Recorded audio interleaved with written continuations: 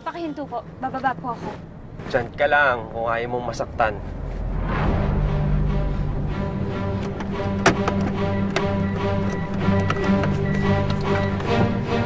Hinto mo, sabi to!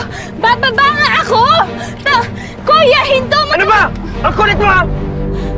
Kanina ka pa, ha?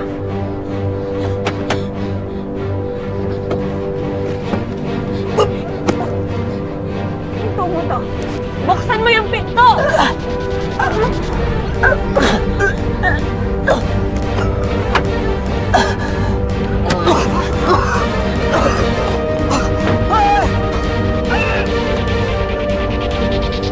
O sige pare, pakisabi lang sa anak mo, pag tinawagan siya ni Cheska, tawagan ako kaagad. Dahil talagang hindi namin alam kung nasan siya. Okay, salamat. Ano sabi? Wala. Tinawagan ko na lahat ng kaibigan ni Cheska, wala silang alam.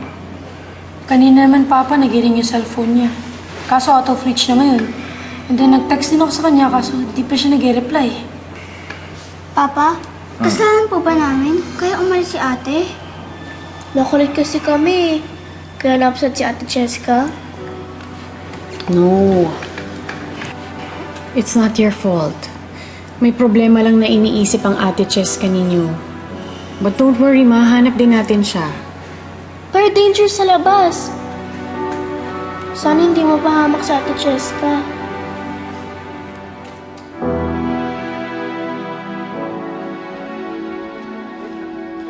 Nasaan na ba ako? Ganda naman yan. Lagyan mo siya ito. Lagyan mo. Miss, hindi ka taga dito, di ba? Bakit parang takot na takot ka? Alam ko na. Para kumalma ka, inumin mo to. Inumin mo na yan. Sige na. Sige na, isa lang. Isa lang. Nakakatuwaan lang kami. Sige na. Ayoko nga! Inumin mo na yan. Isa lang. Tol! Akin na. Bisita ko kasi, ha? Parang unat pala to. Boss, sorry. Sige lang. Ingatan mo yung bisita mo, ha? Cheska, anong ginagawa mo dito?